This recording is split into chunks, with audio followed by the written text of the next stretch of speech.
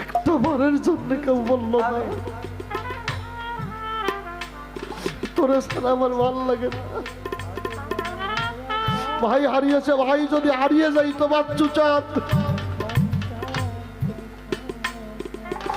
হারাবার কিছুই থাকতো না। হারিয়ে খুঁজি, কাঁদি, ডাকি। ঢাকা সিটি হাসপাতালের ওসি সরকার 3 দিন যারাই তারে দেখার জন্য গেছে, বাবা কি খাবা, ও বাবা তোমার কোনো কিছুর আশা আছে? আছে। কি আশা আছে? আমার একটা বার বৈরাবর দরবারে নিয়ে যা। যেই ডাক্তার ওনার চিকিৎসা করছে জিজ্ঞাসা করলো বৈরাবরকে, বলা হইল বৈরাবর কোন মানুষের নাম না, বৈরাবর এই মানুষটার মহান মুর্শিদ কেবলা ঘুমিয়ে আছে। ডাক্তার বলল হায়াত মউত আল্লাহর হাতে, আপনারা দয়া করে ওনারে বৈরাবর নিয়ে যান, এই দিনটা ওনারে বৈরাবর রাইখা আবারও নিয়ে আসেন। উনি বৈরাবর যাইয়া যারে সামনে পায় তারই পাও ধরে, যারে সামনে পায় তারই ভক্তি করে।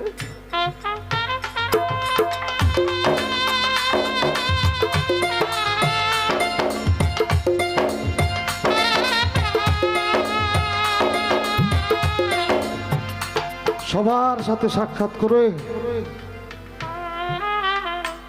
দয়াল বাবা গোলাম মাওলা ওরফে তুলামিয়া বাবা যান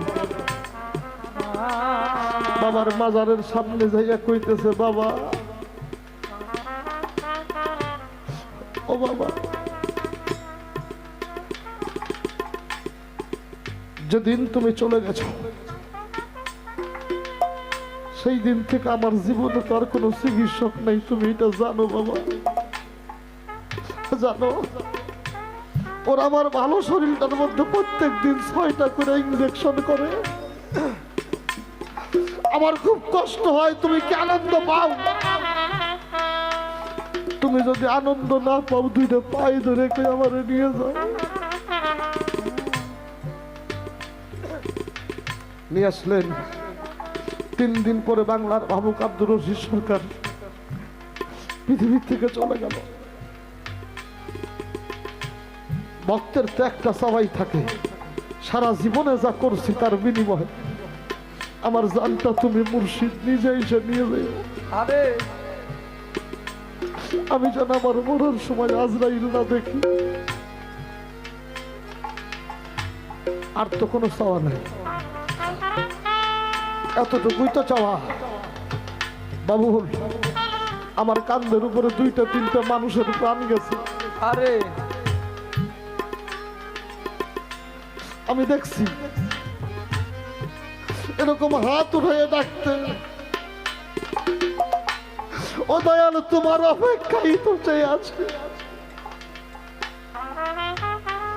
আমি তো তোমার সাথেই যাব। আস্তে করে মাথাটা কাঁধের মধ্যে রাখলো, ভাবছি হয়তো মানুষটা ঘুমিয়ে গেছে, সে যে চিরজীবনের জন্য ঘুমিয়ে গেল বুঝতে পারি।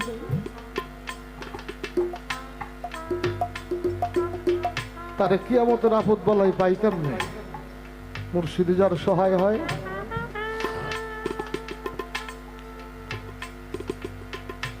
পীরকে খোদা গেলে নয়, পীর শক্তিটাই খোদাই শক্তি। আল্লাহরও মরণ নাই, ওই শক্তিরও মরণ নাই। বাউল আক্ষেপ করে কয়েকটা কথা বলছো, আমি জীবনে ওই কথাগুলো বলি নাই।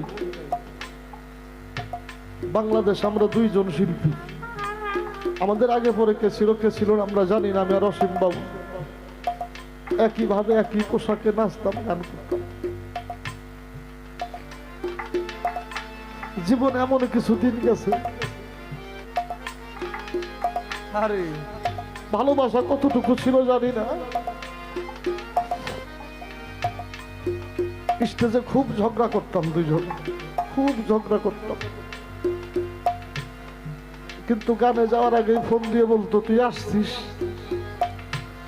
বলতাম দাদা গেলে বলছে আসছি, নইলে আসি নাই এখনো। আমারে বলতো ওই বাড়ির খাবার কিন্তু খাইস না। জিজ্ঞেস করতাম কেন, বলতো তোর বৌদি খাবার রান্না করে আমাকে দুইজনের জন্য খাবার দিয়ে দিছে।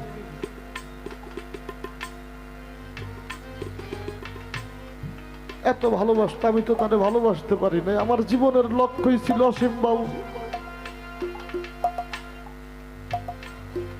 যেদিন থেকে মানুষটা চলে গেছে, আমি ডুগি একতারা এখনো কত যত্ন করি, কতবার হাতে নেই। এ হাত আর বাজে না, আমার কিচ্ছু করার নাই।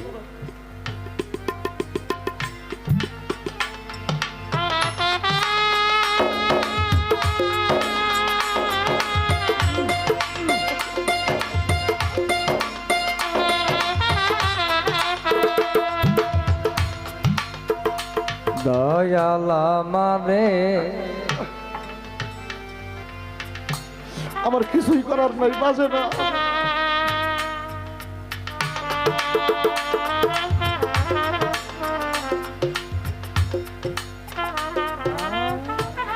যখন শুনলাম বাবুল স্ট্রোক করছে, ফোন করেছিলাম, সাথে ওনার ফোনটা ছিল, ওনার এক ছাত্র, আমার নাম মনে নেই। ফোন ধরছে, ফোন ধরার পরে বললো বাবা তো অসুস্থ, কথা বলতে পারবে না। উনি বেডের মধ্যে শুয়ে শুয়ে জিজ্ঞাসা করে কে কথা বলতেছে। বললো বাবা বাতেন সরকার ফোন দিছে। কইলো ফোনটা একটু আমার কানের কাছে ধর। ফোন ধইরা বললো বাতেন আমি ভালো আছি। 15-20 মিনিট পরের ফোন, অসীম বাবুল দুনিয়া থেকে চলে গেছে। ভেবেছিলাম হয়তো জীবন থেকে গানটাই হারিয়ে যাবে।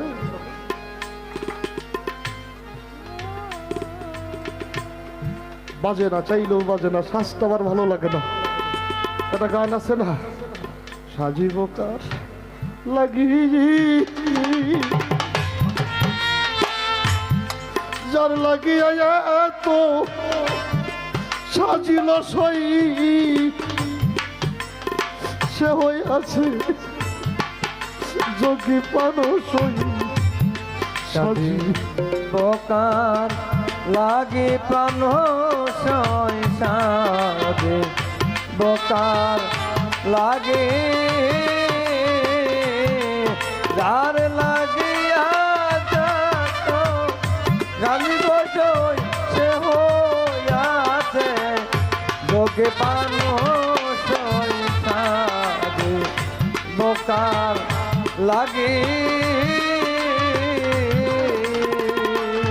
যারে দেখা শাস্তাম সেই তো চলে গেছে, আর কার জন্য চাইলেও হয় না, কিছু করার নেই, ক্ষমা চাই।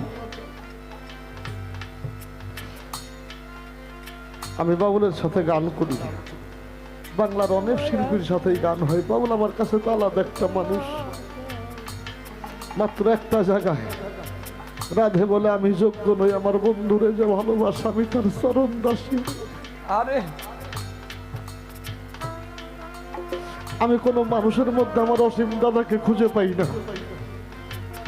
যদি পাই তো মৌসুমীর মধ্যে পাই। আমি বৈশা বৈশার গান শুনি, ওর সাথে গান গাওয়ারই থাকে না। যে বাড়িতে আসছি